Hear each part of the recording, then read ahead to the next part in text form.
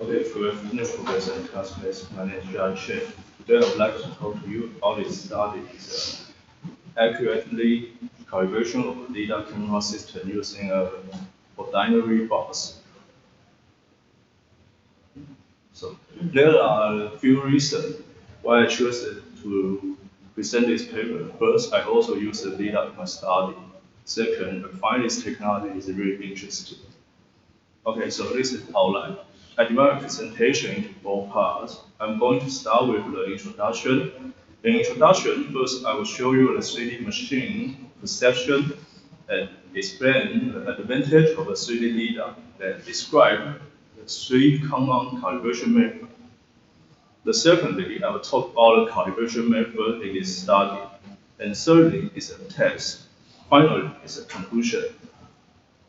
Okay, so the first we'll talk about the 3D machine perception. For self-driving cars and the robots that need to run on their own without any human help, getting information about their surrounding is becoming more and more important. The 3D machine perception can be done in different ways, like using cameras, microphone, or radar and scanner. One of the popular technology right now is the 3D lidar, which use light beams to measure distance and created the spreads. Point cloud helping the system understand the environment around. Okay, so let's talk about the 3D lidar. One of the biggest strengths of the 3D lidar is that they use active lighting. So, and many light lidars weakness can be made up by the cameras.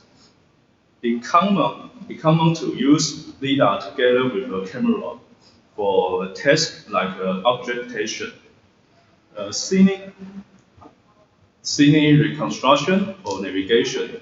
The figure shows the 3D setup of a LiDAR sensor. The system usually focuses on a single pair of the emitter and using a moving mirror machine. This mirror reflects the laser light from the diode and it also directs the returning light back to the receiver. Together, these sensors work together and make the point cloud answer using 3D vision. External calibration is needed. It means we have to know their relative position and orientation ahead of the time. There are some match algorithms out there, but their accuracy still isn't quite good enough. So the next page will introduce the three common extrinsic calibration methods. Now we are moving to external calibration. The first of a common method is using a panel transport. This approach is super quick and easy to run, and it works well with most machines. However, the main issue with the transport-based calibration is it is hard to accurately detect the edge in the LiDAR point cloud. This becomes especially tricky when using a low-resolution device, and it gets even worse if the transport has a traditional black and white pattern on it. The second method uses a dot type to reflect object. It is also pretty easy to carry out and works in a similar way to the first method. Because of that, it shares the same drawback as using a transport. It is still hard to accurately to detect the edge in the LiDAR point cloud. The third method is a targetless. In this approach, this image is first converted to grayscale and a histogram. Equalization is applied to get a clear grayscale image. Then the point cloud is projected into an image based on its reflection intensity and novel vector feature. The extrinsic parameters are continuously adjusted until the process converge and normalize. Mutual information reach is highly valued. The drawbacks are also quite obvious. Light can affect pixel brightness. Shadow can appear in the image. And the intensity value in the point cloud are different. Okay, so why is this study they use the ordinary bars? Because first, it's easy to get and doesn't require print and special manufacturing. And its faces are perpendicular to each other. This makes possible to accurately calculate the intersection of the plane from the point cloud, even when using a low-resolution LiDAR. And only required is the switch sides of the calibration bars need to be clear visible in the point cloud and in the image as well. Okay, so next we'll move on the calibration method. This is we focus on this part. Okay, so although this study uses the INSAC, but it doesn't explain the full implementation of how it works. So here I would like to share some information of INSAC.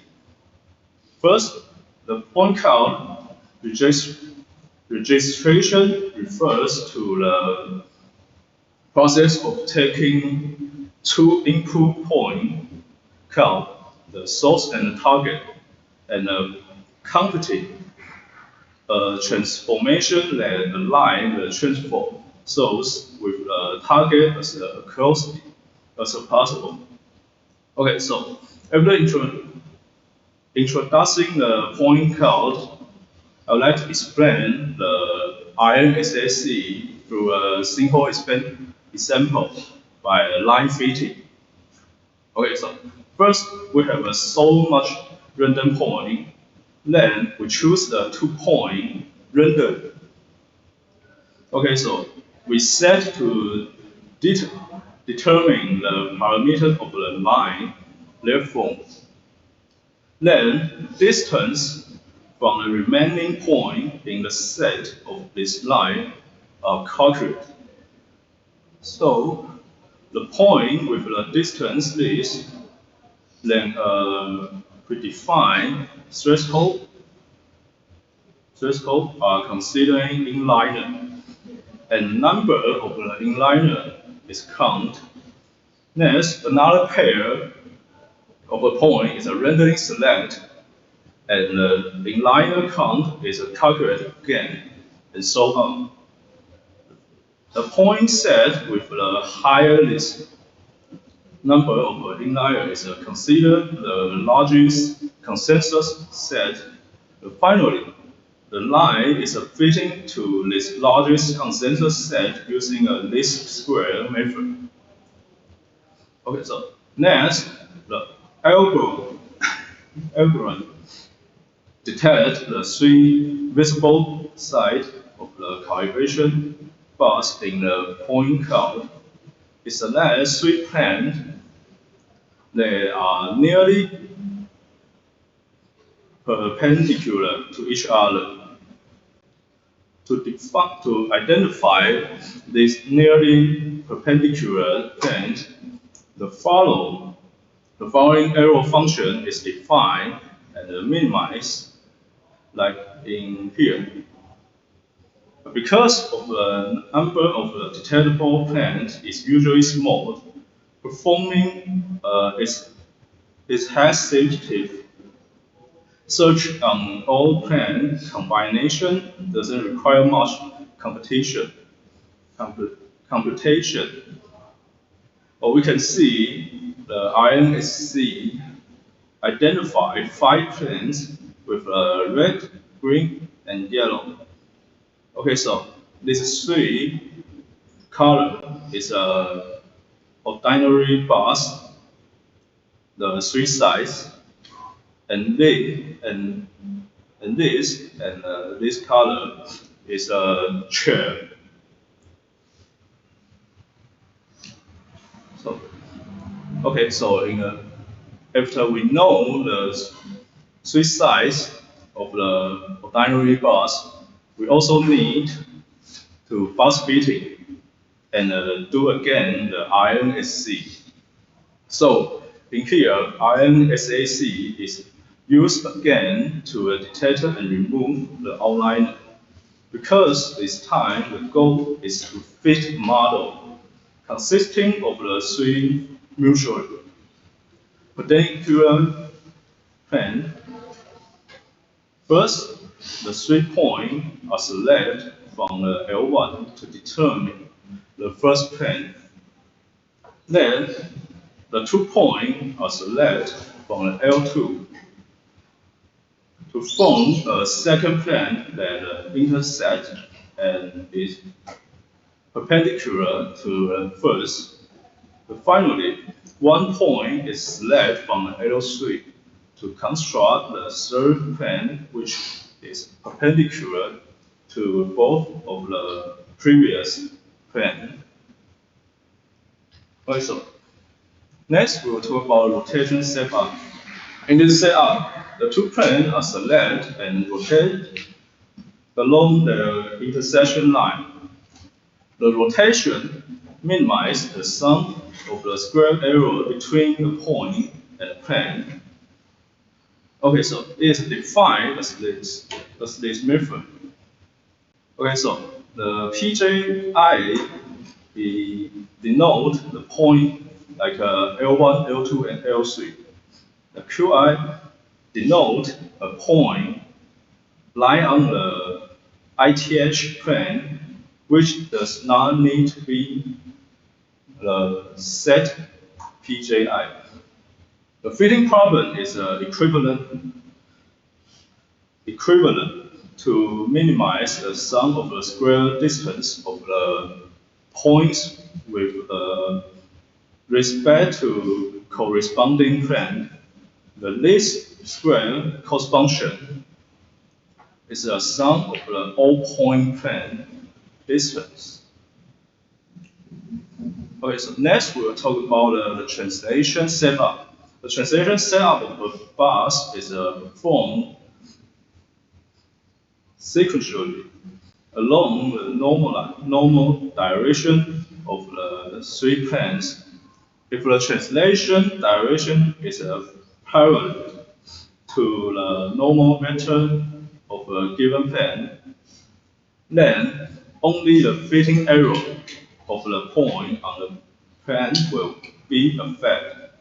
Therefore, the previously defined cost function is modified as follows, where alpha is the length of the translation.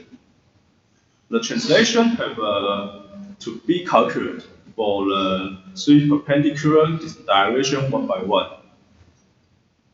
Okay, so next is a convergence. Okay, so the rotation and translation setup are repeated until convergence. The study experiment that less than 30 iterations are enough. Okay, so the next is a calculation of extrinsic parameters. Once of the iterative refinement of each side of the bus is completed, the corner point of the calibration bus can be calculated since the dimension of the bus are known. As we can see in the figure, a color point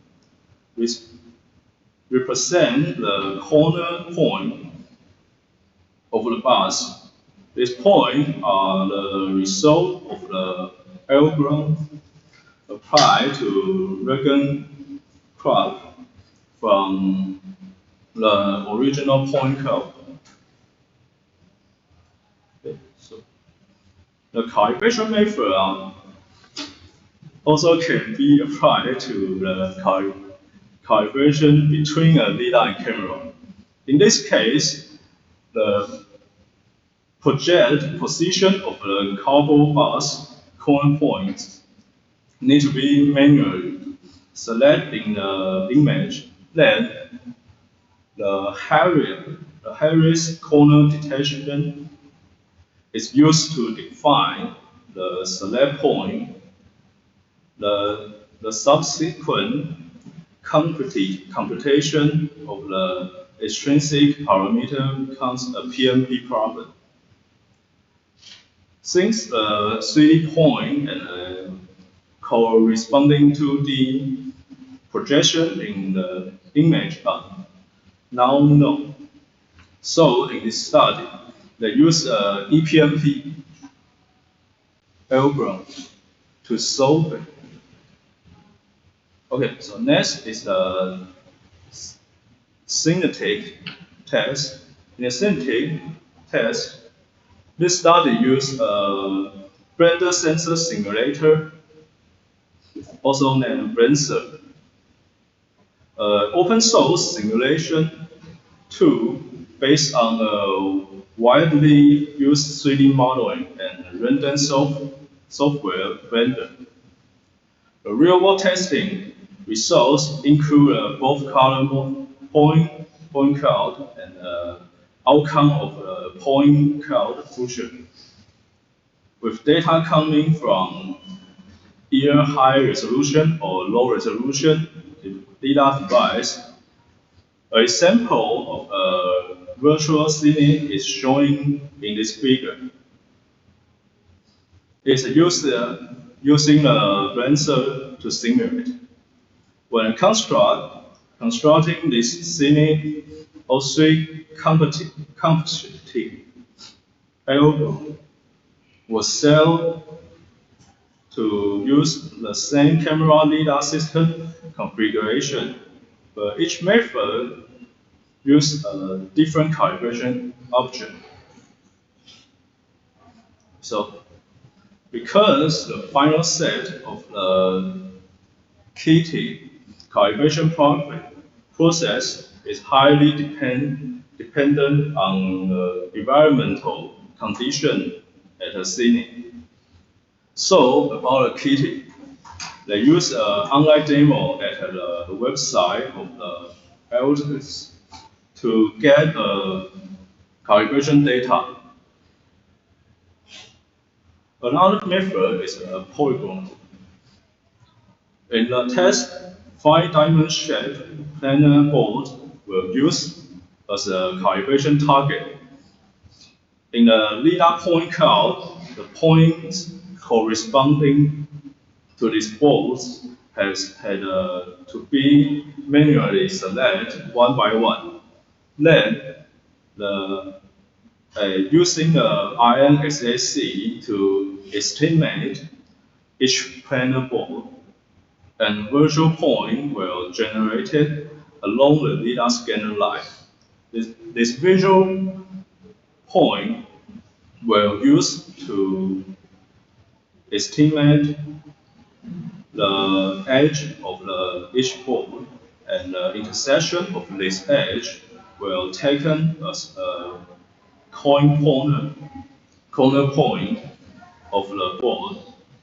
Finally, the extrinsic parameter between the camera and the LiDAR were calculated. But in this study, they only use a single binary bus was needed to calibration as a calibration object. And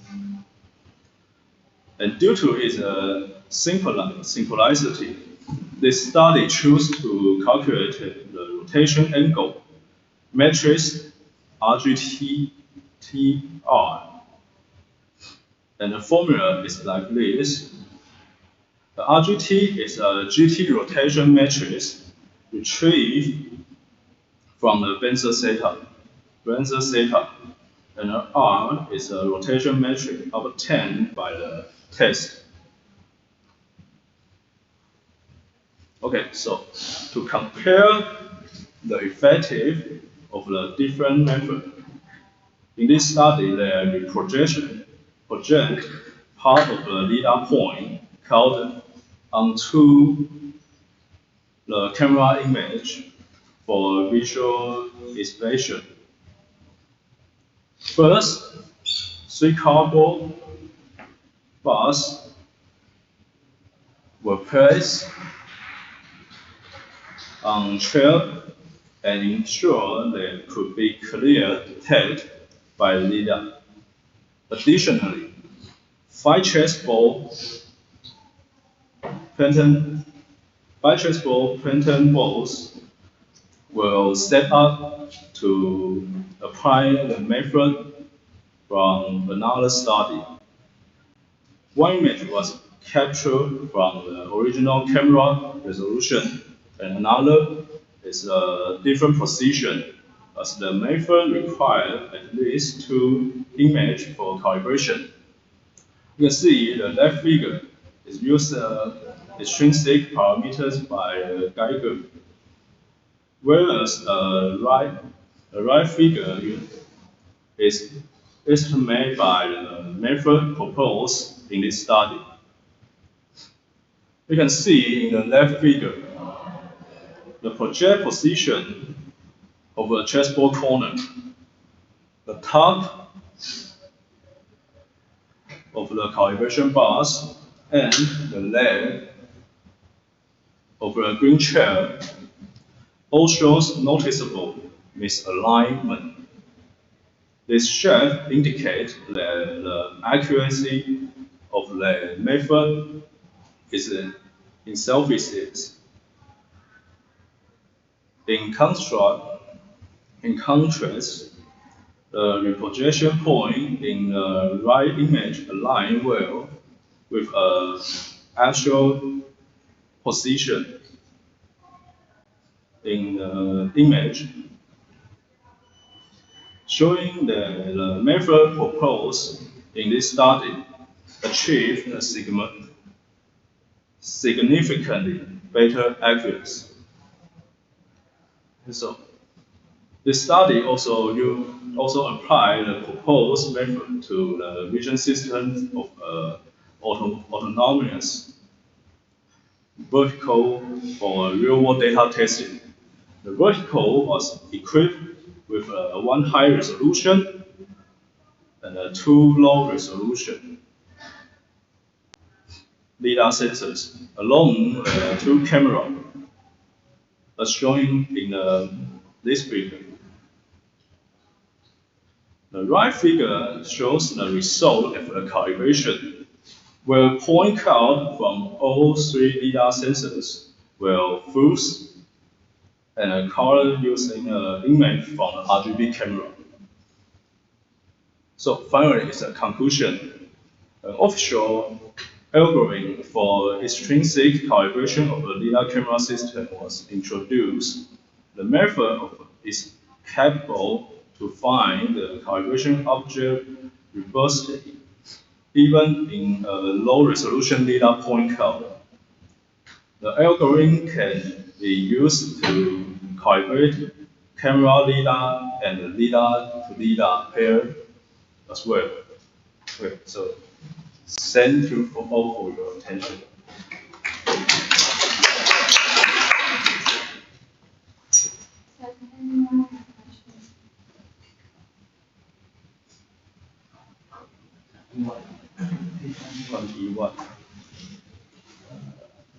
因为它除了在动态的拍摄上，完它整个静态去确认说那个指向在那里。什么意思？就是它是装在车子上的，车子会移动，让它去拍那个指向的时候，指向车子行驶的时候，指向是相对来说它会移动的，但它能够捕捉得到吗？你说你用静态的数据去校正，它有办法在动态的情况下跑动吗？对，要动态的时候就抓取到它指向的那个。哦，其实是一样是可以，因为你的 LiDAR 他们用的3D LiDAR 是一个一直转的东西，那你就把它想成就是我一直在扫同一个平面。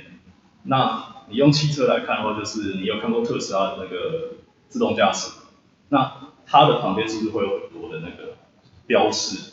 那它的这些标示，除了第一个是它用 UI 去优化这些出来的影像以外，那第二个就是他们其实都有办法用，就是我们讲的叫做浮点的方式去看说，哦，我这个方向出来，我扫出来啊，我左边应该有一台车子，那我前面应该有一个障碍物，这样子。所以即便它的校正方法是用一个静态的方式，它仍然有办法在动态的比较少。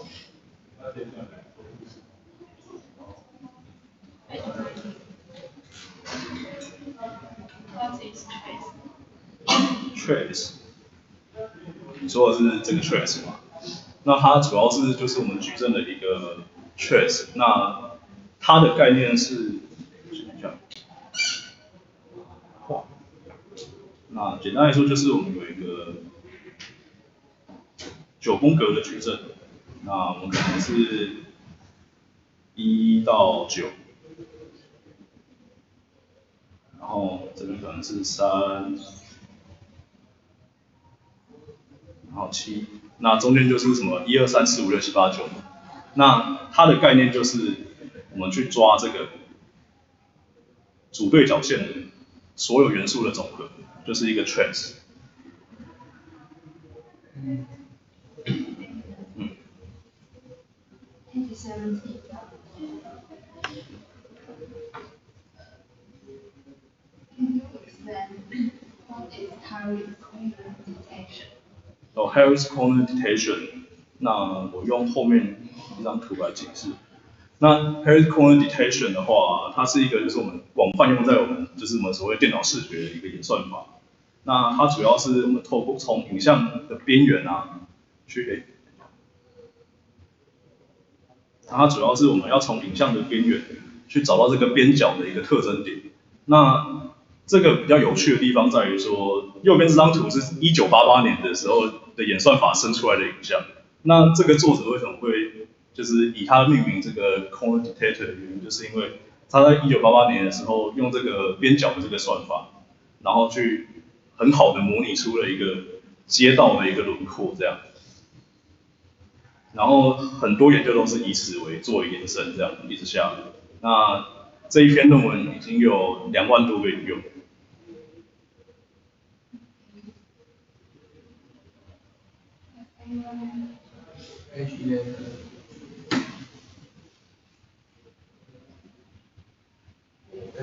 You said red, green, and yellow box is ordinary box, and what about black and blue box?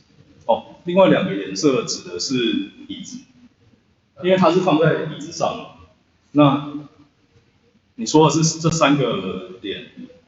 那它黑跟蓝是代表是它那个影像的。没有，就是简单来说，就是它这边后面实作的情况下，这边，然后等一下 ，OK， 好，它后面实作的情况下，你有看到它的椅子它是摆一个斜角的纸箱嘛？那它在扫描的时候，它这样扫过去的时候，它底下这边都是多出来的侦测点，所以它要把不需要的部分去掉，它就有办法描绘出纸箱的，透过这3边来描绘出纸箱的形状这样。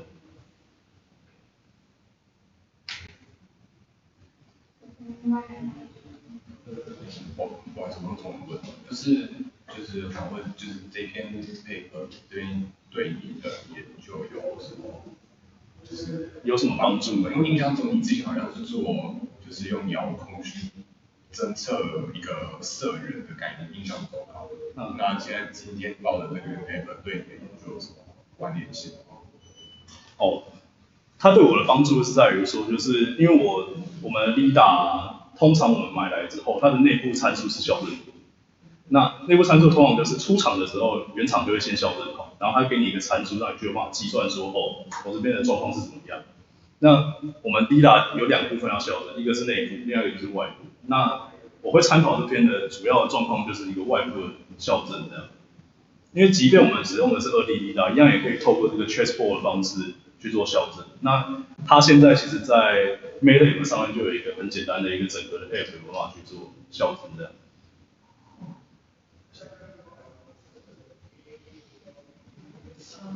So the calibration you said you need to do how often should it be done？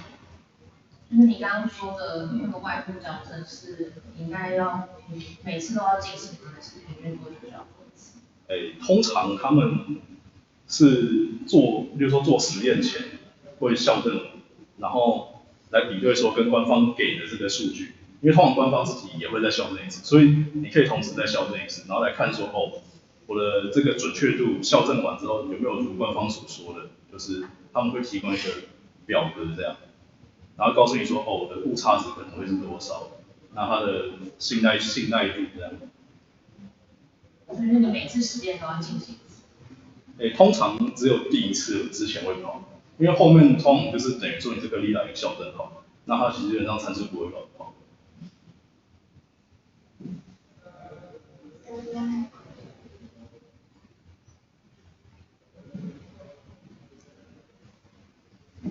Thanks for this presentation.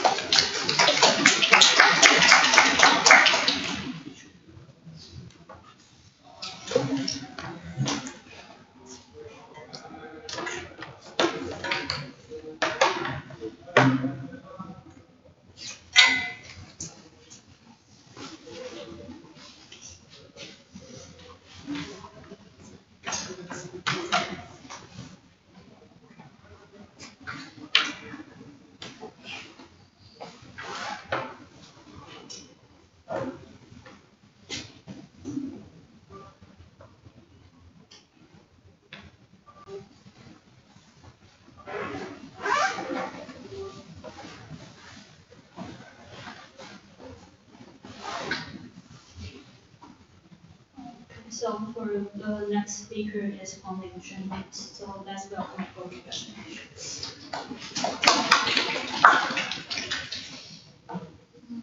Hello everyone. Today I'm going to share how my experience. The topic is to investigate surrounding normal tissue side effects of PNCT in pancreatic cancer. And this is my outline. The first part is introduction. Pancreatic cancer is a malignant tumor that primarily arises from the pancreas. The most common type of pancreatic cancer is PDAC, pancreatic ductal adenocarcinoma. Early detection and diagnosis of pancreatic cancer is difficult. This is because it often doesn't cause symptoms until after it has spread to other organs. And that's why pancreatic cancer has the highest mortality rate of all major cancers. There are many important organs surrounding pancreas. Radiation does not target the tumor. Surrounding healthy tissue may also be affected. That limits the radiation dose to avoid damage other organs surrounding pancreas, such as stomach, intestine, and liver. And radiation can also lead to pancreatitis and fibrosis. Therefore, there are still many limits in traditional radiotherapy. VRCT is an advanced radiation therapy that selectively targets cancer cells while sparing healthy tissues. It combines the use of boron-containing drug and neutron radiation to selectively destroy cancer cells. Patient is given a compound containing boron-10. This compound preferentially accumulates cancer cells. After the boron compound is absorbed by the cancer cells, patient undergoes neutron radiation. Neutron radiation with boron-10 inside cancer cells interact with the boron-10 inside cancer cells, and this reaction produces high LED particle, alpha particle, which has short range can destroy cancer cells without harming normal tissues. And the purpose of this experiment is evaluating side effects in PNCT and comparing it with traditional radiotherapy to find a better way to treat pancreatic cancer. And twice material method. This experiment used pancreatic cancer cell line UNKC6141 and gave mice also target invasion of pancreatic cancer. Mice were divided into three groups. First one is control group. Mice were given also target invasion of pancreatic cancer. And second one is X-ray group. Mice were given a 14-gray X-ray irradiation on day 9 after the also target injection. And there are two kinds of FOV in X-ray group. 1 times 2 cm, which is the red line over here, and another one is 5 times 14 cm, which is whole abdominal irradiation. And BNCT group were also given a 14-gray whole abdominal irradiation on day 9 after also target injection. And mice were given a BPA drug 2 hours before the neutron irradiation. And the dose of BPA is 15.5 milligram boron 10 per kilo mice body weight. And I will compare tumor suppression and side effect of these three groups. Before comparing the side effect, we need to assess effectiveness in BNCT. These are the result of boron concentration in tumor and different organs surrounding pancreas at 1, 2, 4, and 6 hours after giving BPA. Except pancreas, boron concentration of other normal tissue are significantly lower than tumor. And we can see boron concentration decrease over time. The highest PM ratio appeared in 2 hours. So we decided to give BNCT irradiation 2 hours following the BPA injection. And this is the result of Monte Carlo simulation. The physical dose of tumor is 14 grams. And this is the result of biological dose. The biological dose of tumor is 49 grams, and dose of other organs are lower than tumor. And this is the result of tumor size. It calculates the ratio for other days based on day 9, which is the irradiation time point. After the irradiation, both X-ray and BNCT suppress tumor growth within 2 days, and the efficiency of BNCT is better than X-ray. And these are sonography of control X-ray and BNCT group. And we can see the tumor size of X-ray and BNCT groups are smaller than control after the irradiation. Both X-ray and BNCT suppress the tumor growth.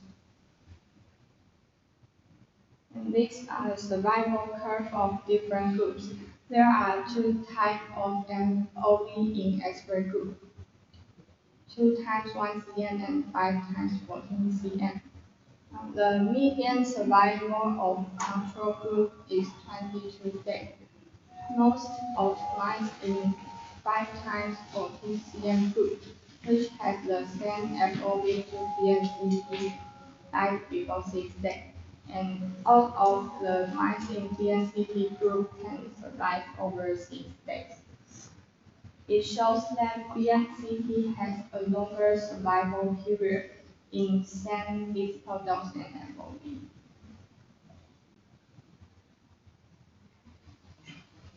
And I analyzed the damage of small intestine. Small intestine looks unhealthy after X-ray irradiation. The shorter villi and crypts indicate the severe damage. These are the results of villi and crypts analyzed. Villi number on day 3 after irradiation is less than control group and day 6 group.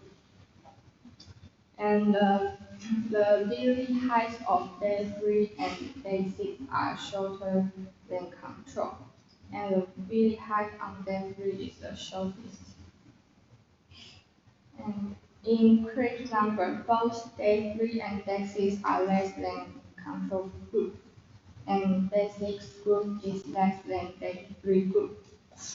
And in crypt depth, day 6 group is shorter than control and day 3 groups. It indicated impaired regeneration.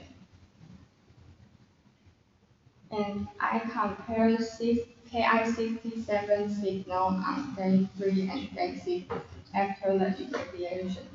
Ki67 expression indicates that cells are dividing or have recently divided. On day 3 after the irradiation, it contains less Ki67 signal. It shows that the damage on day 3 is greater than it on day 6. And it also reflects on body weight. These are the ratio for other days based on irradiation date. The weight loss progression was reduced after day 12, which is 3 days after the irradiation. And in this experiment, I also analyzed bone marrow tissue on day 3 and day 6 after irradiation. It shows that cells in bone marrow decrease after the irradiation. And the empty space increased after irradiation. The space in bone marrow on day 3 is more than it on day 6. And SCA-SCA1 exploration in bone marrow can reveal important information about stem cell survival and regeneration. In SCA1 signal of day 3 and day 6 group are less than control, and day 3 group is less than day 6 group.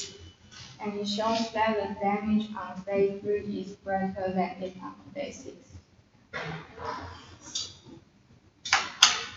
In my future work, I will compare small intestine and bone marrow damage between BNCT and X-ray radiation, and evaluating other side effects such as spleen and pancreas and blood tests. Thank you for listening. Does anyone have questions? Please go ahead.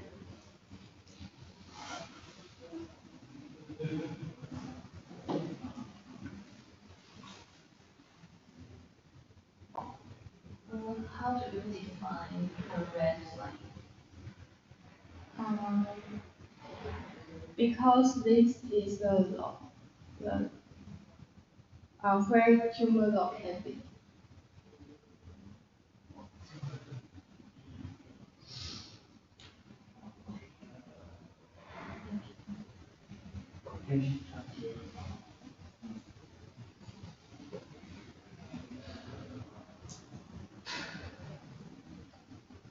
Why did you use different FOV day 6? Because if I use whole abdomen irradiation, if the FOV is 5 times 14 cm, my mice will die before day 6.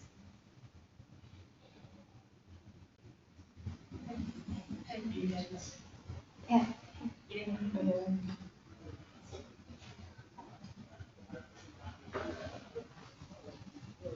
Why you choose these physical goals? And the second question is, how's the way you injection? The way.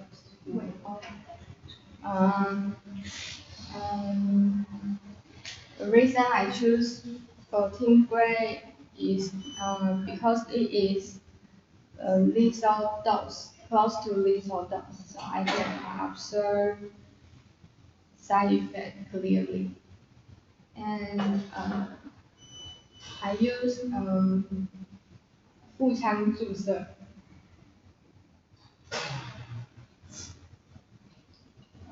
Is any more questions? Page 20.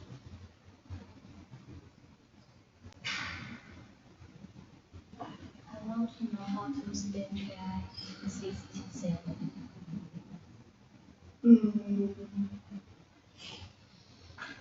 You mean why I choose KI6? How to spell? 就是那个用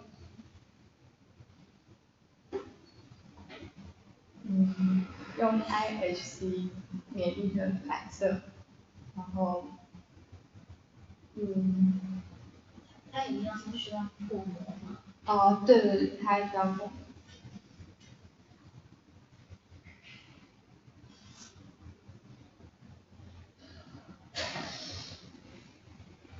Does anyone have a question? Page 11.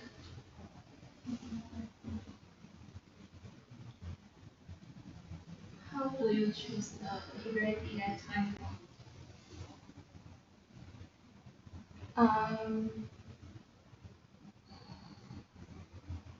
Because the tumor size in left time point is suitable for treatment. Any questions? So, thanks for your participation.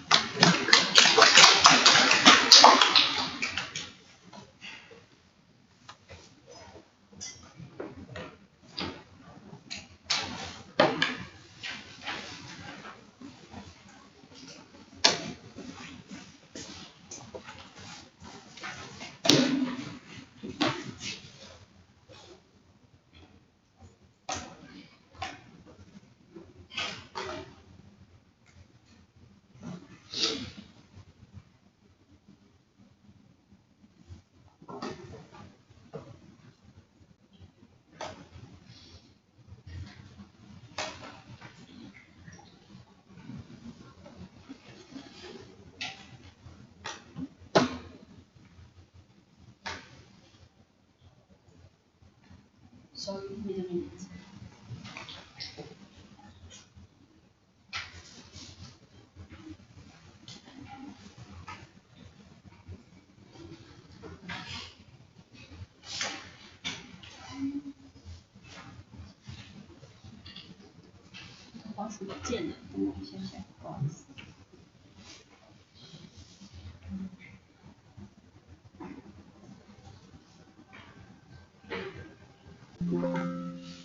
Okay, our final reporter is Li Zhiying. Let's hear from her. Good afternoon, everyone. My name is Zhiying Li, and today's topic is multi-model patient-specific registration for breast imaging using biomechanical modeling with reference to AI evaluation of breast tumor change. And this paper is published in 2021 in Life. And this journal has an impact factor about 3.2, and its ranking is Q1 in biology field. And the reason why I will choose this paper is because this study has provided a lot of parameters for me to as a reference in my study. So it's useful for me, so I read this paper. And here's the outline. We will start from the introduction part to talk about the purpose and the features, and I will briefly talk about the conclusion as well. And the second part is the material method. I will use two parts to discuss. It is about the data set and the study model. And that is the results part. It will divide it into 4 parts. The first one is model performance and the registration error and the correlation analysis, and final is the mechanical property. And the last will be the discussion and conclusion. So first, we are going to talk about is the purpose of this study. And it's aimed to do the registration between the PET and MRI. And we can see in this figure. The first row is the MRI in the prone position, while the CT and PET are acquired in the supine position at the same time. And we can observe that there's large deformation happens between the different positions. So it's a big challenge to align this imaging modality. And maybe we will think, why not just take the MRI in the supine position? It is because if the patient was in the supine position, the breast will be flattened like that, and which will limit the vision and lower the diagnosis ability. Also, we need a breast coil to acquire the MR signal, and this equipment is designed for the prone position, so we cannot change the position in the MRI. So the purpose of this study is to address this problem, and they want to transform the supine image, the PET and CT into the prone position. And features of this study, I have these 3 points. The first one is the patient specific. They use the optimization step to update the mechanical property, which can improve the accuracy of the final element methods. And also they introduce the affine transformation to improve the overall registration performance. And the last one is they have tested their method on different breast types, the Asian and the Caucasian people. And for most Asian women, they tend to have higher breast density, while the Caucasian women tend to have lower breast density. And that will highly affect the registration results. So generally, it's really hard to build a model that is suitable for 2 races. Here, and I will briefly talk about the conclusion here. As we can see in this figure, green means the PET in the green means the PET in the predicted prone position, while the purple is the real MRI in the prone position. So we will hope to see these colors can totally overlap with each other. And back to see this figure, it's really close to our desired results, which indicate that the alignment performance is great. And also we can calculate the target registration error, the TRE, to evaluate it. If we only use the fine transformation, the TRE will be up to 36 millimeter, while for this study, they combine the final element method and the fine transformation. So the TRE only 8.05, which is really low and acceptable. And also this chart has shown the relationship between the TRE and the density. And we can see for the low density group, the TRE is much smaller, and there's a significant difference between the high density group. So next part is the material method. I will talk about the data set first. And in this study, they have collected 25 cases in total. 18 cases was from the US and 7 cases is from Hong Kong. And each case will collect the PET-CT and its corresponding MRI. And the other also lists the volume and the volumetric density in different samples. For volume, US data seems to have a higher value than the Hong Kong data, but there's no significant difference. And for the volumetric density, the formula is like that. And we can observe that Hong Kong data has significantly higher than US data. The p-value is smaller than 0.05.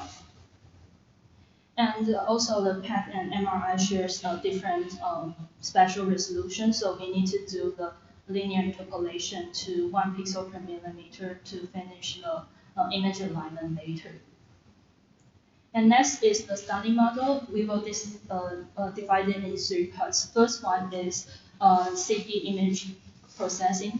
We need to do the cropping and segmentation to build a 3D model to finite element method simulations. And after we get the deformed model, we will do the pre-registrations with MRI first to do the optimization step. And after that, we will do the affine transformations and output the total displacement information and add it to the PET image. Finally, we can get the PET MR registration result in the end. So I will discuss some details in each step. For first is the preprocessing on CT. So the image segmentation method, the chest wall and the pectoral muscle was manually segmented. And for the fat and fibroglandular tissue, they use the fuzzy sequence algorithms. And for the meshing choice, they chose to use the hexahedral mesh magnet rather than tetrahedral because they thought the same numbers of elements and nodes can keep the stability in the finite elements simulations. And before starting the FAM simulations, we still need to include some settings. Since the breast is an incompressible, nonlinear, and hyperelastic tissue, the Neo-Booking hyperelastic constitutive model will be suitable to describe it. And this table has lists some initial material properties about the fat, fibroglandular tissue, and skin. The density is shown here, Young's modules, and Poisson ratio. And there's one thing that I need to know is because we need to do the optimization steps later, so Young's modules will be in initial values because in optimization step, this value will change, will be updated. So this only initial values. And for the boundary conditions, they just simply set that the surface connected to the chest wall will be fixed in the anterior posterior direction to simulate the real world situations. And for the optimization step, their optimized standard is NIPO. And they will calculate they will do the pre-registration first to calculate the maximum NIPO displacement. And if the NIPO displacement is larger than 1 millimeter, so that means we need to update our material properties. We need to update the Young's modules. And then we will do the finite element method again and calculate the NIPO displacement again until the difference is less than 1 millimeter, so that we can stop the optimization steps and output the best coefficients for each cases. And despite using this chart to discuss, we can also use the mathematical formula to talk about that. The argument here means to find the best coefficient that can make the Vmax minus Vn to become smallest.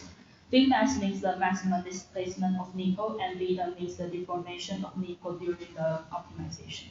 And the coefficient that will be continuously updated is the E. E means the Young's modules, and the range is between the lower and upper bound constraint is 0.5 kPa to 500 kPa. And after that, we can move to the final step. The affine transformation was introduced to improve the alignment performance by rotating, shearing, translating, and scaling. The advantage of this method is it will not depend on the image intensity. They have chosen 3 selected points on the chest wall as the reference. And the last step is to align the PET and MR image. Previous steps are all talking about the registration between the CT and MRI.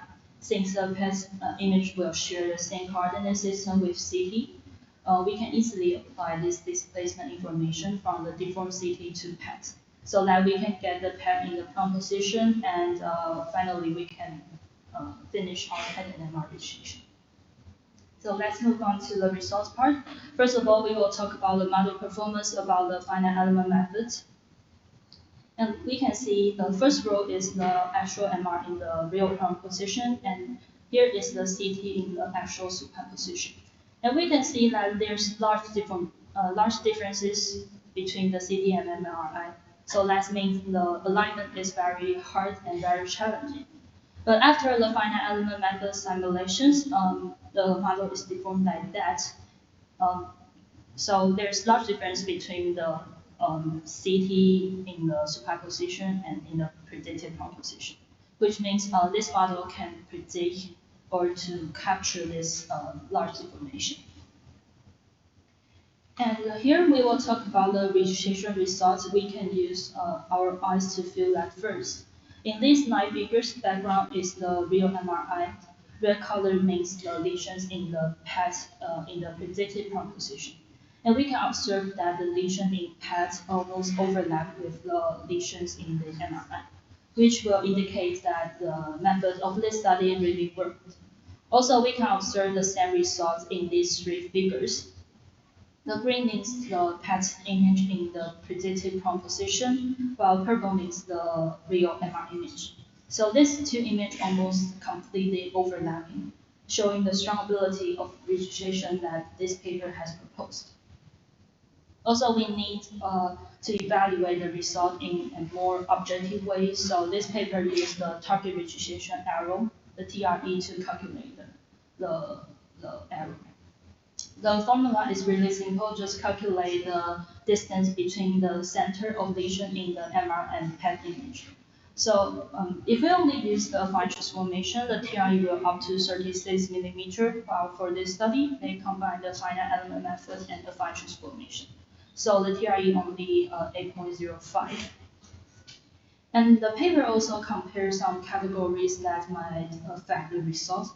First, they used the nationality to group these 25 cases, and found that US cases will have a higher TRE than the Hong Kong data, but there's no significant differences.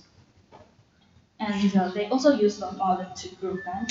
The SV means the small volume, and LV means the large volume. Sorry. And there's no significant difference when different volume. And and they also use the density to group the cases. The low density means their volumetric density is lower than 25%. SD means high density, their density will higher than 25%. And they found lower density will significantly will have lower TRE, which means the low density group will have a better registration results. And to perform the correlation analysis, they have extracted 6 image features, including the patient weight, lesion size, lesion location, nipple, density, and breast volume. And only density will have the relationship with the TRE. The relation coefficient is 0.67 in the Hong Kong data, but there's only 7 cases. For US data, the correlation coefficient is about 0.47. We can observe it in this chart. X-axis means the TRE, the y-axis means the density, and the blue triangle means the Hong Kong cases, and the orange dots means the US data. And we can see that the correlations of the US data is much weaker than the Hong Kong data. And lastly, the mechanical property. Since we want to perform the patient-specific simulation for more accurate results, the optimization steps were involved in this method. The result here, they list the Young's modules about the fibroglandular tissues and fat. And we can see that the Young's module is much higher in the Hong Kong data, which is because the Asian women tend to have a stiffer breast. And they think their result is comparable with previous study. They have this 4th study about their Young's modules in the fibroglandular tissue and fat, and they found their mechanical property values will over in this range. So they think their results is a change, but maybe not real, because they didn't measure the real patient's mechanical property. So next is the discussion part. We can review all the paper. First is they have done the material parameters optimization step to achieve the patient-specific methods. And for US cases, they have a significantly lower breast density. And for the TRE, the US data will higher than Hong Kong data, but it's not significantly differences. But they still give an explanation about that. They thought because the US data, their breast sex will move towards the abdomen instead of pure laterally due to the gravity. So it is really hard to simulate that this movement, and that will cause the higher TRE. And they also found the lower density group will have a smaller TRE, and they also found the density will have the relationship with the TRE. So they think the smaller density will be easier to simulate. And that is the conclusions. They found this study has proposed a useful and accurate way to predict the deformation from supine to prone position. The TRE is much lower, indicating the outstanding performance. And the way they did the optimization steps also success. They got a similar change in material mechanical properties as other paper have done. So in the future, they will extend this method to the different learning parts as a golden standard reference to achieve a faster and more accurate registration method in the future. And that's all my report. Thanks for listening.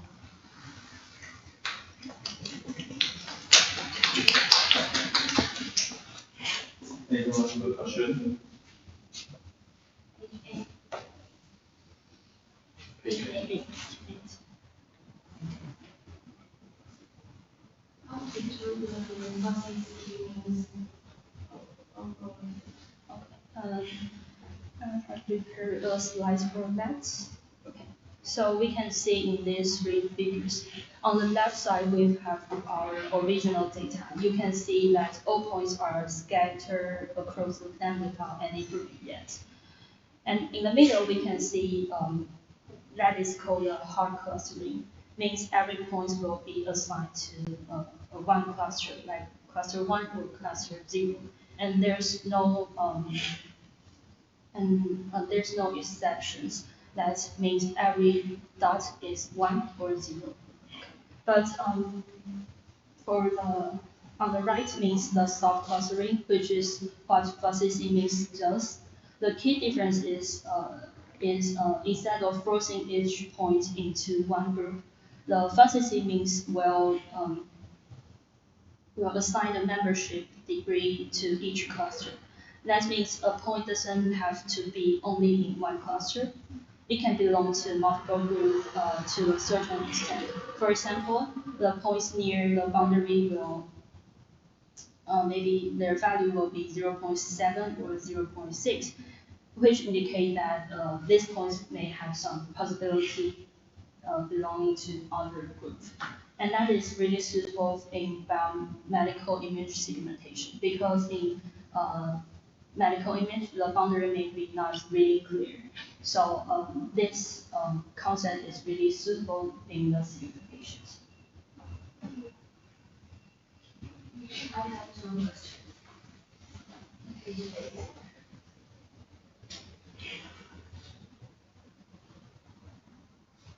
What is the difference of segmentation and Sorry, can you say that again? what is the difference between the segmentation methods? Okay. For the chest wall and pectoral muscle, the reason why they use the manual segmentation is because in the MR image, the chest wall and the pectoral muscle boundary may be not really clear. So it needs our eyes to segment it. But for the fat and fibrogandular tissues, we can see in this figure. Yeah, it's the difference is very clear, so we can use automatic way to segment it. And the next question is page 9. Can you explain the neo-Hookean hyperelastic constituted model? Okay. So I also prepared a slide for that. So the neural Hawking hyperelastic constitutive model is to describe the stress and the strain. The formula is like that, and for the I1 and J is very complicated, and we will not change it in the FEM software. The things we need to change is the mu and k. Mu means the initial small strain shears modules, and the formula is like that, and the k means the initial box modules. The formula is like that. And the most important parameters need to know is the E, the Young's modules. The higher Young's modules will represent this tissue is harder and is difficult to deform. Yes, and in the FEM software, we will change this two. Yeah, to represent the tissue's behavior. You said we have 25 days. Is this the concept enough? Well, compared to different papers, I think this study has a relative larger cases. Yeah, because I have few lots of different papers. Some papers only do about 5 cases. Yes, and I think maybe 25 cases is not enough, but since the simulations or the registration is very complicated, so most papers didn't perform too many cases. Yeah. Page 9.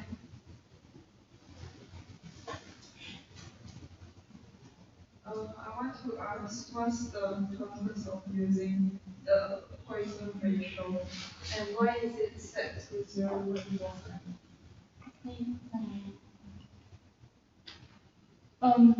The Poisson ratio here for the incompressible tissues like breast, the Poisson ratio nu will be set to 0.5. Yeah, and this is the theoretical values. And if we use 0.5 in the simulations, the simulation often fail. So in most paper, they will use 0.49. That will really close to 0.5 to represent the incompressible behavior. How do you choose the image slice to measure the TR? The TRE is to calculate they will choose the center of the tube. Yeah.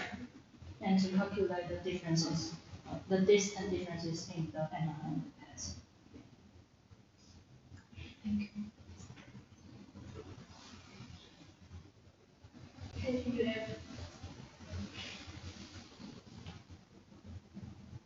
How are the 3 points and chest rules selected? Actually, they didn't give a clear instruction about that, but I can give a possible explanation about why they need to choose 3 points. It is because you need 3 points to build a 3D space. But how they choose and which location they choose, they didn't mention it in the paper. So I don't know how they choose it. Maybe I can find other papers to support that. Thanks for the question. You can also ask about why did they choose the 25 data? Any condition?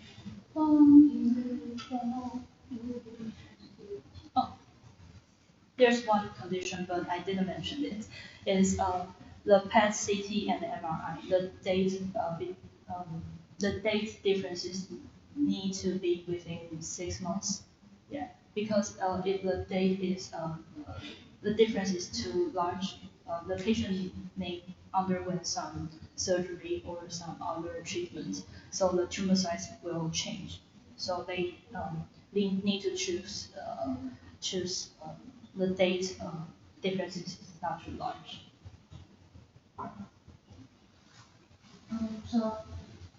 This paper is about the different positions between SCT and MR, so we have the system.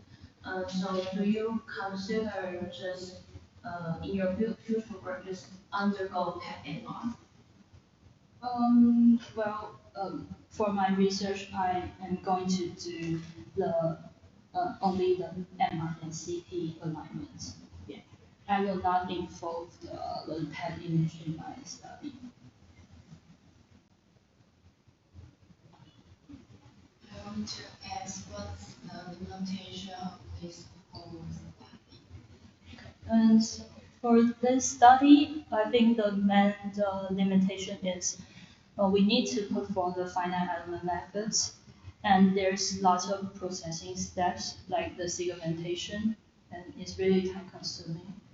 And also, the finite element method actually is really complicated. It's a software, and you need to learn lots of background knowledge to know how to use it. And also, the simulation time is really long, maybe up to 1 to 2 hours, or maybe even longer if you use a more detailed setting. So I think the main limitation is this study is too time consuming, so it's not really suitable for clinical use. Well, this method of data curves if the breast have maybe tumor tissue or implants. Sorry, could you say that again?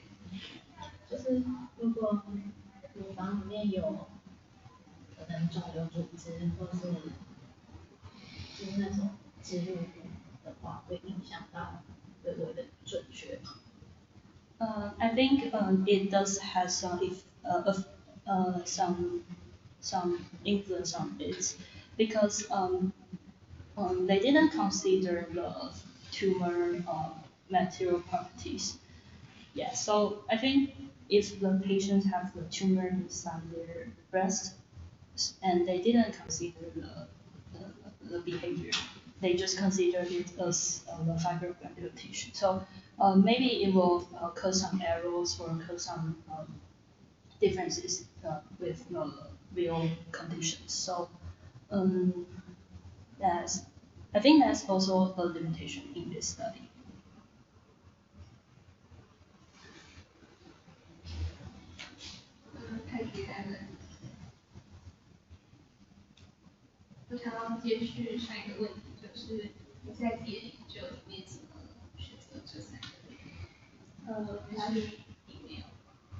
Actually, I have not reached that step.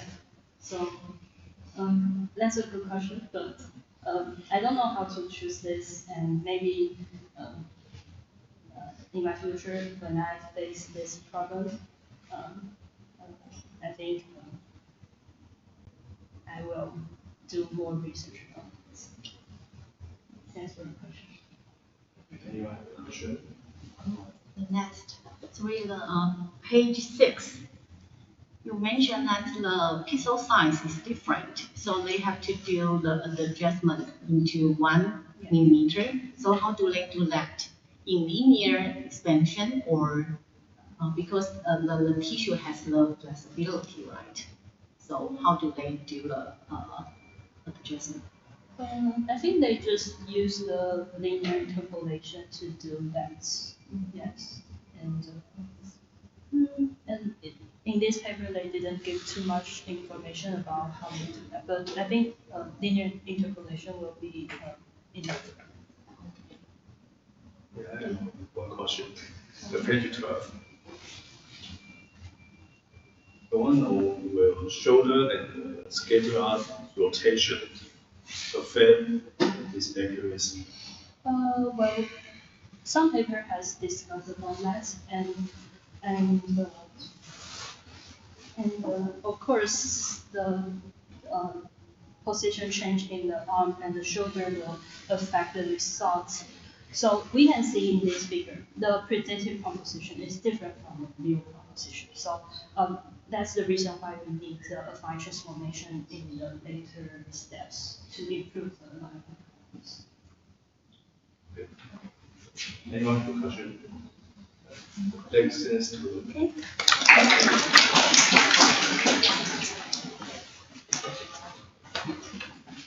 那今天有2位同学是报告 paper， 那我们可以看到那个知颖他在那个封面那边，他其实有介绍这篇 paper， 要记得要介绍那篇 paper， 因为比如说那个嘉瑞其实有说他那篇 paper 被 citation 很多次，那你就要把这个 information 写上去，然后还有包括它的 category， 像第3篇这个就是 biology， 那你的这个是属于什么领域的？我们也很好奇。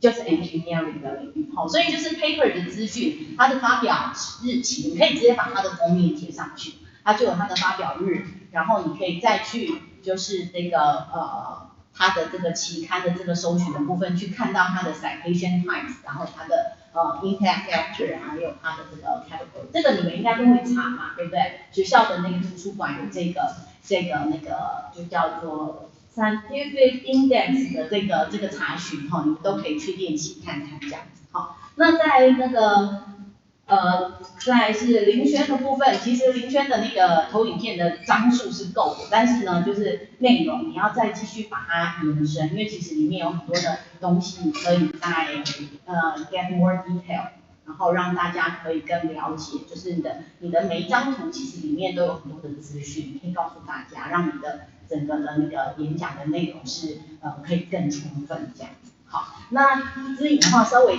讲话速度快了一点点，所以你的时间其实也没有到20分钟。那你其实你的你的语速稍微可以再放慢一点的话，就perfect 这样子。好，那大概是这样。然后呢，我就强烈建议同学因为我们不是有录影嘛，我们没有录影，对不对？好，那我想错，我本来以为这个有 work 如果这个有 work 的话，其实大家回去看那个影片的时候，你就会看到你自己在台上的样子。好，我们来问看那个什么时候可以修好，它好像一直以来都是不是都不能用？这个，因为基本上它应该当时的设计是可以把我们教室的这个环境是把它录起来的，所以如果它可以 work 的话，你们其实就可以看到你们自己在台上的样子。那回去放这个回放的时候，你就会大概知道说你自己在演讲的时候，你的手势、你的眼神、你的讲话的语速该怎么样去修正，好不好？那请助教帮我们问一下那个系办说，是不是我们设定错误，然后它不能用，还是怎么样？那我们之后看看我们的录影是不是可以是就是整个那个教室的全景。好，那我们今天就到这边。今天开始可以用，还有什么？有封面对啊，我记得它是可以用，或者是可以改的模式。